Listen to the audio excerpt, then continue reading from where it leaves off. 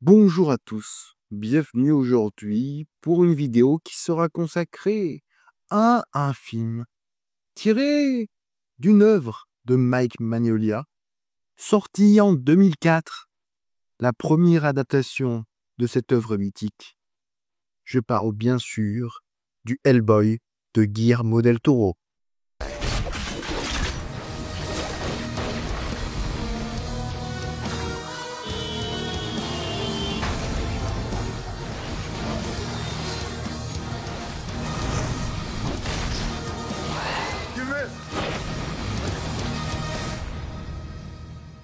Bonjour à tous et bienvenue pour une nouvelle vidéo qui sera consacrée, comme je disais, au film Hellboy. Hellboy de Guillermo del Toro, sorti en 2004. Un film donc tiré du comics légendaire de Mike Mignola. Une œuvre gigantesque avec d'innombrables comics. Mais c'est le Guillermo del Toro qui va se coller à la tâche. Un casting plus que 3 étoiles. On a Ron Perlman dans le rôle bien sûr d'Hellboy, qui est excellentissime, mais je reparlerai par la suite. Selma Blair en Elizabeth Sherman, très grande actrice de l'époque, qui arrive vraiment à donner tout le jeu au personnage. Elle colle parfaitement à son personnage, son caractère, et elle arrive à mener quelque chose de vraiment transcendante par rapport à son personnage.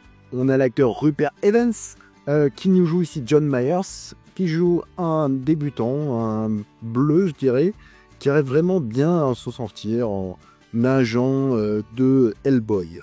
A noter bien sûr le grand John Hurt, qu'on a pu voir dans des films comme 1984 ou bien d'autres, et qui là vraiment nous joue, je trouve, parfaitement, étant le père de Hellboy dans ce film-là.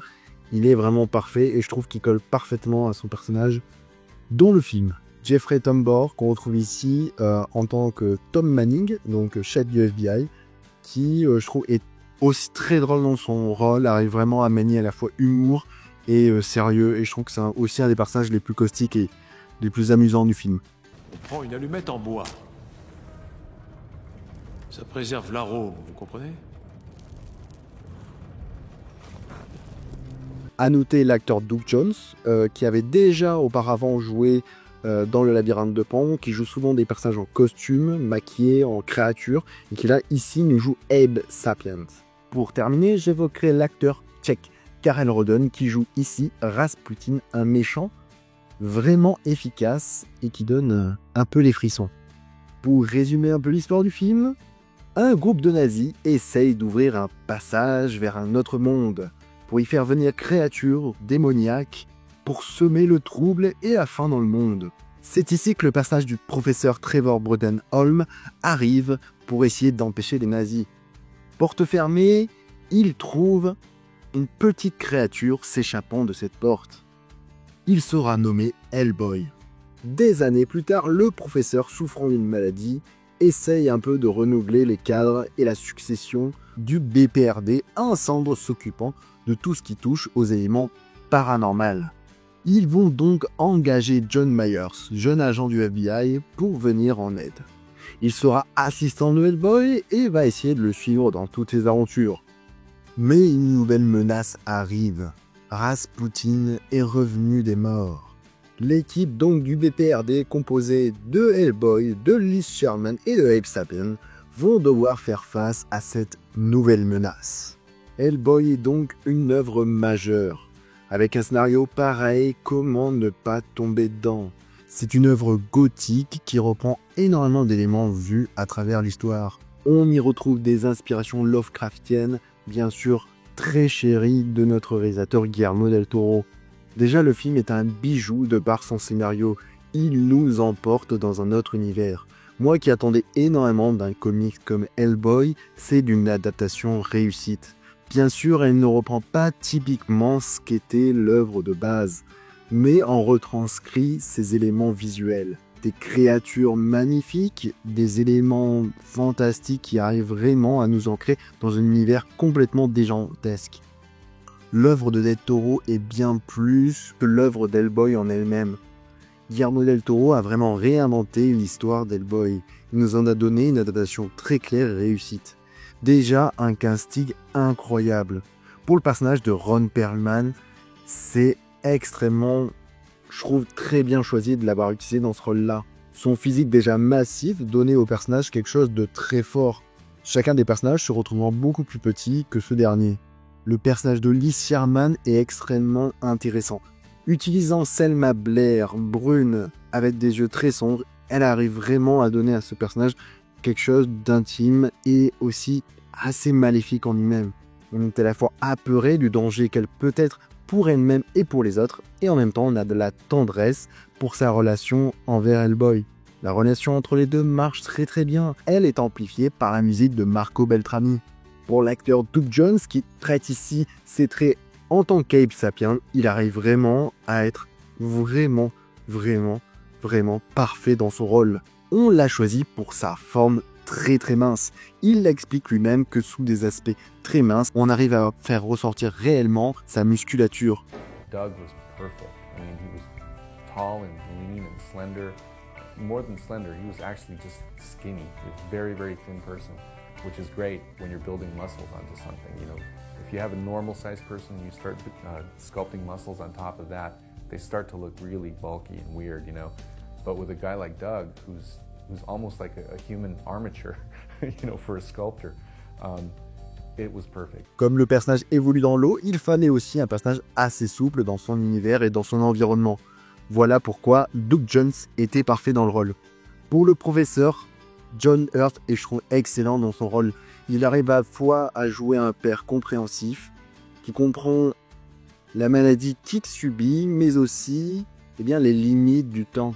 Je trouve que la relation marche très très bien, et toujours encore, la bande-son de Marco Beltrami arrive vraiment à jouer sur nos sentiments. Pour Tom Malling, qui est interprété par Jeffrey Tambor, on est vraiment, réellement, je trouve, là, un personnage qui arrive vraiment à jouer sur l'humour. C'est ce personnage un peu qui peut avoir peur des éléments qui va lui arriver dans le film, et qui à la fois est un personnage sérieux. C'est un personnage qui est à la fois déconnecté, mais qui comprend bien l'univers dans lequel il évolue. On a des scènes assez drôles avec lui, ou notamment des échanges avec Hellboy qui sont assez pimentés. Vous connaissez les monstres. Qu'est-ce que vous voulez dire? Que tout ça n'est qu'une mascarade. Parce qu'en fin de compte, une fois que vous aurez tué ou capturé toutes ces bêtes de foire, il en restera au moins une. Vous. Karel Roden, qui nous joue ici Rasputin, épouse extrêmement bien le rôle. Il est à la fois très effrayant sans en faire trop. Un discours qu'il tient de par sa manière d'être, sa gestuelle, mais aussi son discours fait vraiment froid dans le dos. Il est prêt à tout pour pouvoir exécuter son plan. C'était vous. Les petits bouts de papier. La rechute soudaine de Liz et son retour. Miette de pain sur la piste, comme dans la fable. Faite pour le détourner de son but et le conduire là où j'ai besoin de lui. Après le succès de Blade 2, pour revenir à la genèse, Guillermo del Toro avait plusieurs projets qu'on lui proposait. Blade Trinity, la suite de la saga Blade, mais aussi Alien vs Predator et Le Prince d'Azkaban. Mais il choisit un projet de longue date, Hellboy. Avant lui, le studio qui produira Hellboy avait choisi entre autres David S. Goyer, Jean-Pierre Jeunet et Peter Hyams. Guillermo del Toro coécrit un scénario avec Peter Briggs qui s'inspirera principalement du premier tome d'Hellboy, Les Géantes de la Destruction. De base, le studio voulait imposer Vin Diesel dans le rôle d'Hellboy, mais Mike Mignola et Guillermo del Toro s'exclama au même moment Ron Perlman. A noter que pour le tournage, le film a été tourné principalement à Prague, mais aussi en République tchèque, notamment au studio Barrandov. Même les scènes les plus mythiques de New York, que l'on peut voir lorsque Liz et John Myers sont dans un rendez-vous, elles sont typiquement new-yorkaises quand on regarde. Eh ben non, ça a été tourné, bien sûr, dans les rues de Prague. Merci, c'est gentil. Ah, j'ai aussi des cookies. Du sucre? Non, pas de sucre, merci. Ni lait ni sucre à Bodhi, elle aime que nous morts. J'ai aussi du lait. Non, merci, jamais de lait. Je te l'avais dit. Une chose assez rare pour Hollywood, le film a été tourné dans son ordre chronologique. Très très rare à souligner, le dernier en date, Non, pas le dernier, mais un que j'aime bien citer, Aguirre, la colère de Dieu. Chaque dimanche matin durant le tournage, Guillermo del Toro prenait le temps de répondre aux mails aux fans du comics de Hellboy sur le site officiel. A noter que le film existe en version longue. Cette version longue est plus intéressante car elle inclut des éléments de passage qui développent les relations entre les personnages, notamment une scène entre Liz et John Myers, retournant au BPRD au sein d'un taxi. Ça fait vraiment du bien de sortir. Il y avait tellement longtemps. Faut pas faire ça. C'est dangereux, mademoiselle Sherman. Restez dans la voiture. Donc un casting exceptionnel, un scénario exceptionnel, qu'est-ce que cela pouvait donner? L'image de ce film est d'une beauté. Moi je me plonge réellement dans un univers totalement différent de ce que j'avais pu voir par le passé. Le film est immersif, on a des scènes d'action qui vont prendre au trip et qui arrivent vraiment à faire en sorte qu'on soit apeuré de ce qui peut arriver à tel ou tel personnage. Le film va même être assez, je trouve, pertinent sur la manière dont il va nous zapper. C'est-à-dire que il peut faire en sorte qu'un personnage ou qu'un autre personnage qu'on ne s'attendait pas puisse mourir dans le film. Après, l'univers fait en sorte qu'on reste sur des éléments tirés principalement d'un univers biblique très important. On a cette confrontation entre le bien et le mal, mais le bien ici a la figure d'un diable. Une des thématiques importantes dans ce film est la quête de soi. Hellboy, durant tout le film, va essayer de comprendre son identité.